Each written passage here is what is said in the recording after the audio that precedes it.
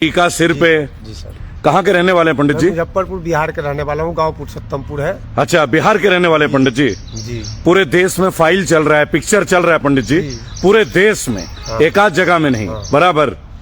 ये क्या देख रहे हैं हम लोग? इंसान इंसान को मारने के लिए दौड़ जाए। है आपको क्या लगता है पंडित जी, कितना उम्र होगा अभी आपका? हमारा उम्र वही 32 साल या 30 साल होने वाला होगा। 32 साल होने वाला होंगे।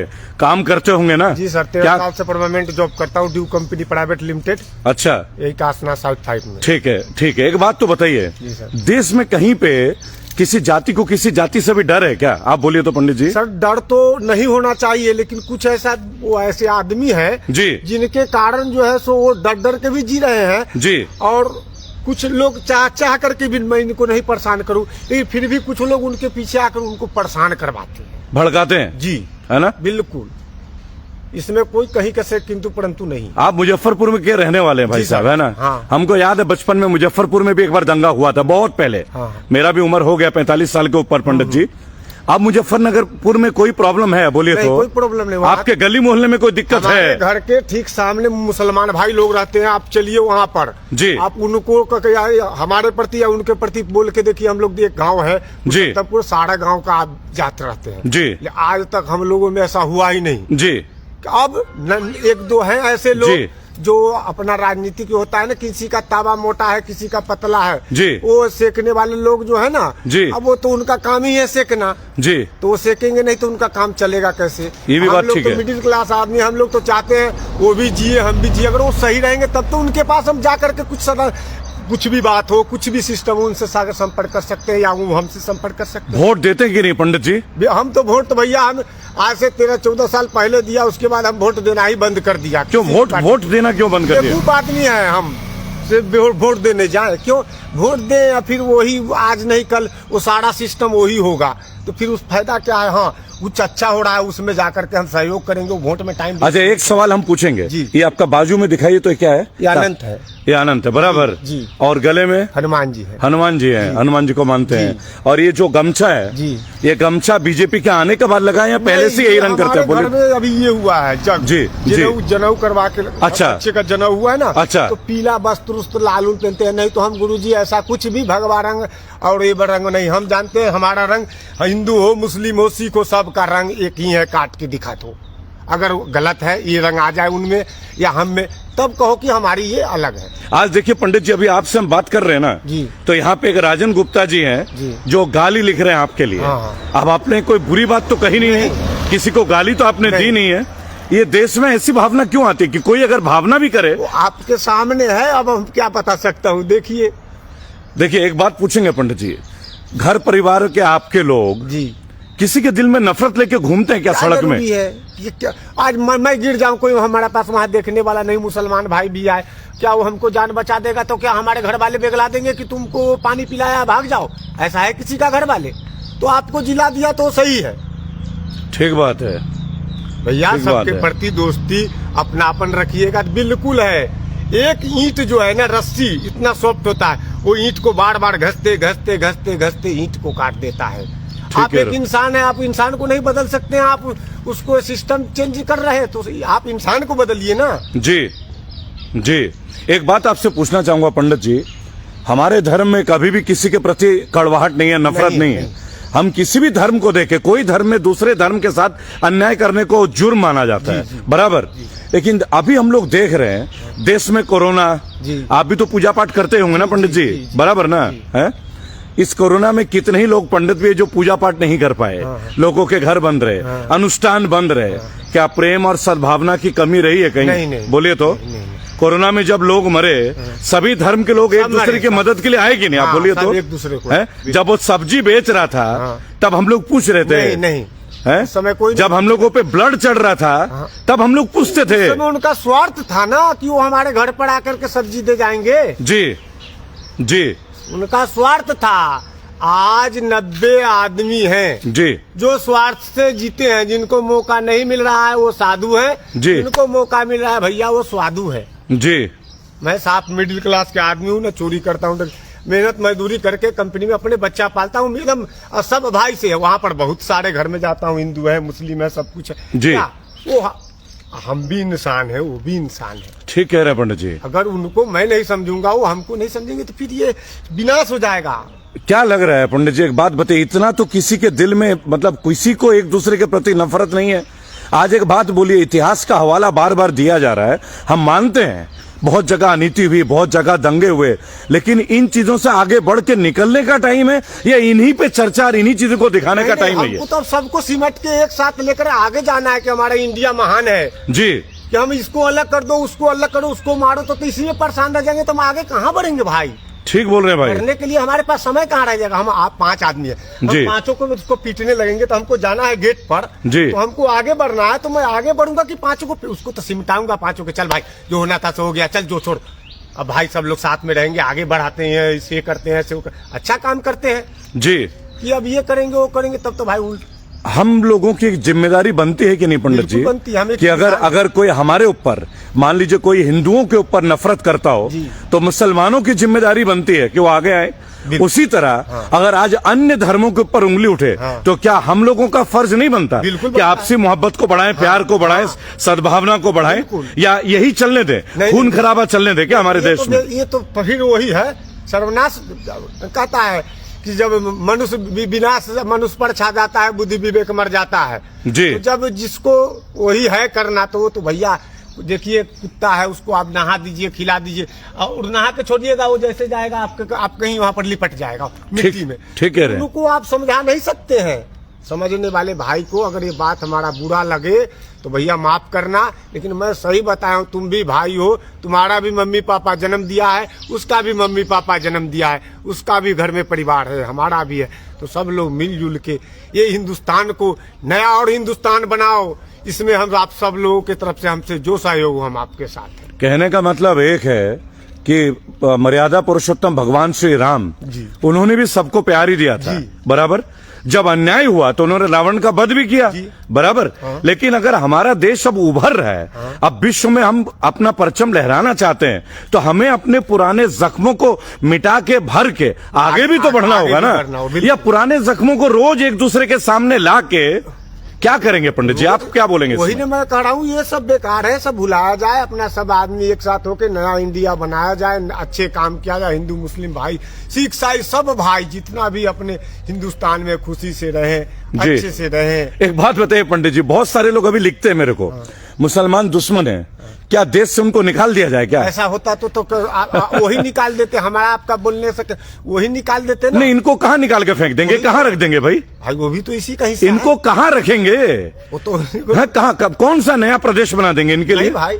क्या समुद्र के किसी आइलैंड में किसी जखीरे में जाके पटक दें इनको? नहीं। है अब पॉसिबल है? नहीं है। एपीजे अब्दुल कलाम आजाद, अब्दुल कलाम जो मुसलमान नहीं थे क्या भाई? साइंटिस्ट नहीं थे? देश में इतना बड़ा जो क्रांति हुआ, ऐसा ही सब ढंग के हैं, तो उसमें सबको अगर जो गलत कर रहा है, हम अच्छे आदमी हैं, तो हम वो गलत वाले भैया को समझाएंगे, एक बार नहीं 10 बार जी। ऐसा मत करो ना जी, देखो फलाना अब्दुल कलाम थे, ऐसे थे, आप ही के कास्ट थे जी, उनका नाम रोशन है जी, भी तो थोड़ा सहयोग करो। अच्छा पंडित जी, एक बात करते हैं आपसे, ये पढ़ाई के ऊपर एक छोटी सी बात करते हैं। आपके बच्चे हैं पंडित जी, कौन से स्कूल में पढ़ाते हैं आप? सर पहले तो ब्रेन ट्री में पढ़ाते थे, उसके बाद ब्रेन ट्री ये इधर वाला सिग्मा 2 वाला, इसमें पैसे थोड़ा ज्यादा लेते हैं। उसके बाद वो भी स्कूल में गए, वही सिस्टम। ये प्राइवेट स्कूल है ना, सीबीएसई का ब्रेन ट्री ग्लोबल है। अब सोच रहे हैं सर कहीं से कम का पैसा कमाने वाले हैं जी, कम बढ़िया थोड़ा स्कूल मिले, लेकिन यहाँ तो सब है भैया। पंडित जी एक बात बताइए, हम लोग सब हिंदी बोलते हैं जी, बराबर, बिल्कुल, लेकिन अपने बच्चों को अंग्रेजी मीडियम में पढ़ाना चाहते हैं जी, बराबर ना। इस बात के ऊपर एक बार तर्क हो जाना चाहिए ना। इतना अगर आप लोग सच में मानते हो धर्म को और इसको, तो अपने बच्चों को इंग्लिश स्कूल में क्यों पढ़ाते हो भाई? उनको संस्कृत में क्यों नहीं पढ़ाते? बिल्कुल। ये जितने नेता हैं बड़े बड़े, इनके सब बच्चे लंदन में क्रिश्चियन स्कूलों में पढ़ते हैं, लेकिन ये तमाम भारतीयों को नसीहत देते हैं। हम लोगों को तो पढ़ाने के लिए भी 20 बार सोचना पड़ता है जी। हम लोग मिडिल क्लास आदमी, मेहनत नहीं करेंगे, आज बीमार हो जाएंगे, मालूम चलेगा 500 जो भी दिहाड़ी आ रहा है कंपनी से नहीं आएगा जी। नहीं, हम तो एक बात बोल रहे हैं पंडित जी, मैं भी क्रिश्चियन स्कूल में पढ़ा, मैं सेंट मैरीज में पढ़ा बराबर, जमशेदपुर में। हम लोगों के प्रिंसिपल फादर गॉलवर्ट थे और वो अनाथ थे बराबर। उन्होंने हमें किसी लायक किया, बहुत सारे लड़के आईपीएस निकले बराबर, तो क्या आज उनके ऊपर भी सवाल उठा दें? क्या ये उचित होगा?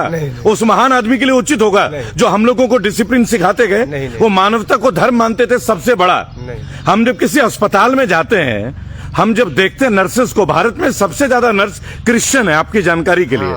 तब हम पूछते हैं कि हमारे माँ बाप का इलाज के लिए ये कौन से जाति का नर्स है, कौन से धर्म का है, हम लोग पूछते हैं क्या अस्पताल में? नहीं पूछते हैं ना।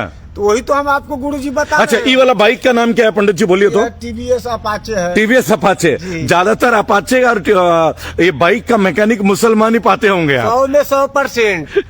बिल्कुल बराबर ना। बिल्कुल। तो जब हमारी बाइक खराब हो जाती है और एक मुसलमान मैकेनिक उसको ठीक करता है, तब हम लोग को धर्म नहीं दिखता है। नहीं, उस समय हमारा गाड़ी ठीक हो जाता है ना, ऐसे लोग सोचते हैं। उस समय गाड़ी ठीक हो जाता हाँ, है, उनको तो उस समय धर्म को बीच में नहीं लाना है। नहीं, लेकिन हम तो भैया सबको क्या बताया हूँ, मेरे साथ काम भी करने वाला, जहाँ जाता हूँ मैं, आज तक हिंदू मुस्लिम वाला बात नहीं किया। जी। भैया, तुम्हारा कर्म है, तुम अच्छा है भाई, तुम भी करो, हमारा कर्म है। तू भी भाई है, मान लो जैसे एक हाथ है, 2 हाथ है इस शरीर में। जी।